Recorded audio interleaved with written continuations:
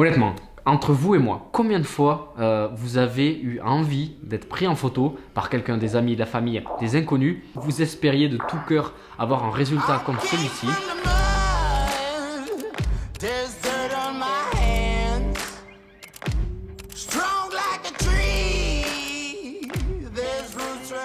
Et au final, le résultat, ça donne quoi? Ça donne ça.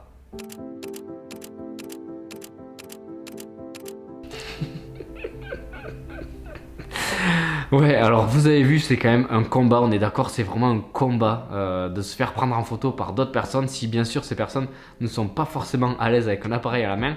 C'est pourquoi aujourd'hui je vous explique, je vous donne un tuto, je vous donne un conseil, des conseils même pour apprendre à vous prendre en photo vous-même. Et vous allez voir que vous allez apprendre à faire des photos professionnelles, des photos de vous-même, des autoportraits, on appelle ça des autoportraits professionnels.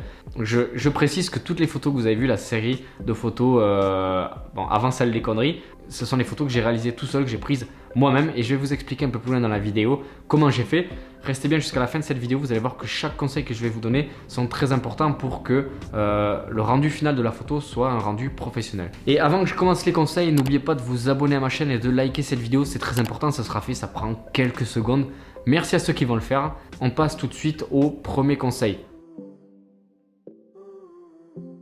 Tout d'abord, vous devez avoir un trépied pour fixer votre appareil dessus, à moins que vous arriviez à poser l'appareil sur un meuble, sur une table, un support qui est suffisamment haut, mais vous allez avoir du mal à orienter après l'appareil vers le bas, vers le haut pour avoir une meilleure perspective. Donc je vous conseille d'avoir un trépied qui puisse avoir une tête orientable, que vous puissiez orienter votre appareil vers le haut, vers le bas, vers les côtés, bref, pour donner une meilleure perspective à vos photos. Et ensuite, vous devez avoir un appareil capable d'avoir une prise à distance, c'est-à-dire que mon appareil, par exemple, j'ai un Sony A7 III, il y a une application qui permet de se connecter avec le téléphone en Wi-Fi et de faire une prise de photo à distance. Ça, c'est vraiment un gros plus et c'est presque indispensable pour vous prendre en photo vous-même. Si jamais votre appareil n'a pas cette fonction et vous ne pourrez pas activer la prise de photo à distance avec votre téléphone, vous pouvez également le faire avec le retardateur. Donc vous programmez le retardateur de votre appareil photo sur 5 ou 10 secondes. Comme ça, vous préparez les réglages, vous préparez la mise au point.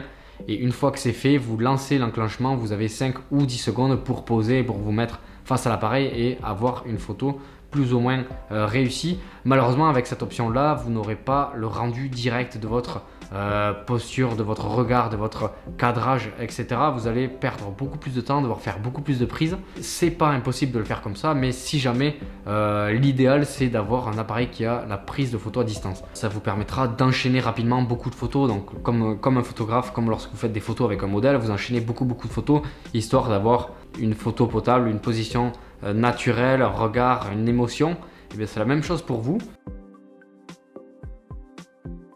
Maintenant que vous avez l'équipement, donc vous avez le trépied, vous avez l'appareil qui permet de prendre vos photos à distance, à l'image des photographes professionnels, inspirez-vous de ce qui se fait. Donc n'hésitez pas à utiliser des objets, du matériel à mettre au premier plan, à flouter au premier plan, ou même à positionner des parties de votre corps, votre main, à faire des effets un peu comme des photos célèbres, des photos de photographes célèbres qui donnent un bien meilleur rendu à vos photos, qui donnent beaucoup plus de dynamique et d'émotion à ces photos. Donc utilisez vos mains, utilisez les objets que vous avez autour de vous pour ajouter des effets supplémentaires, par exemple, comme vous le voyez sur certaines de mes photos.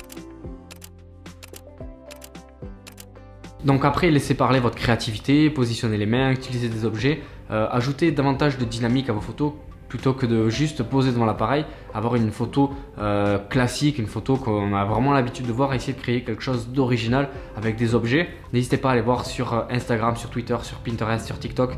Il y a beaucoup de créateurs, d'artistes qui font des photos très originales avec des objets, avec des prismes, avec du papier, avec des verres, avec plein d'objets différents et qui permettent d'avoir un rendu beaucoup plus esthétique, beaucoup plus original, une photo avec un rendu beaucoup plus professionnel.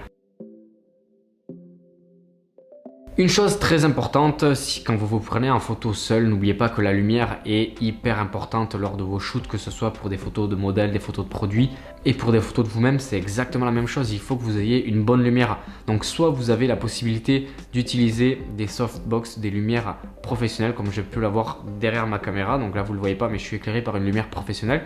Donc soit vous avez la possibilité d'utiliser ces lumières pour avoir une bonne lumière, une lumière froide, et prendre de belles photos, soit vous faites comme je l'ai fait pour ce shooting. Je me suis tout simplement positionné au plus près de ma fenêtre pour bénéficier de la lumière du jour sur mon visage et avoir un rendu beaucoup plus professionnel. La lumière, c'est une des choses les plus importantes dans la photographie, donc ne négligez surtout pas la lumière qui aura un rendu professionnel sur vos photos.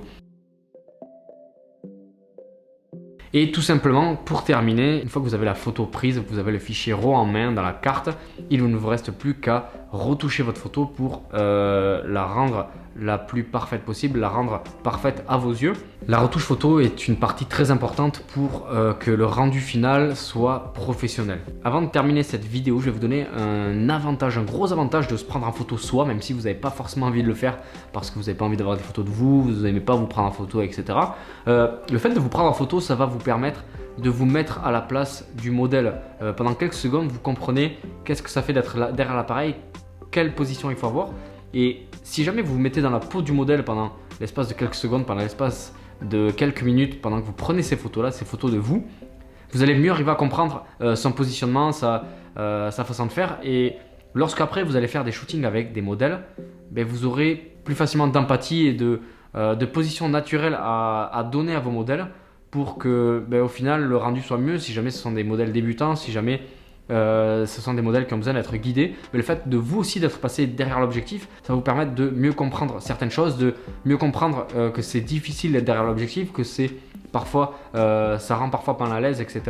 Donc moi je vous conseille vraiment, même si vous n'aviez pas l'intention de vous prendre en photo vous-même, de le faire pour comprendre, pour vous mettre à la place des modèles, que vos shootings avec des modèles soient encore mieux qu'avant. J'espère que ce conseil vous a plu, j'espère que cette vidéo vous a plu. Si c'est le cas, n'oubliez pas de mettre un like à la vidéo et de vous abonner à ma chaîne si ce n'est pas encore fait. Merci à vous de m'avoir regardé jusqu'au bout. On se donne rendez-vous dans une prochaine vidéo. Bonne fin de journée tout le monde et à bientôt. Ciao.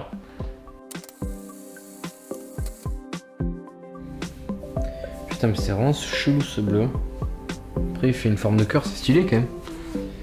Bon mais je suis bon pour faire la vidéo en manche longue, tant pis.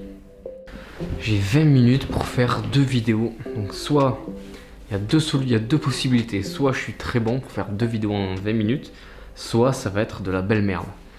On verra bien.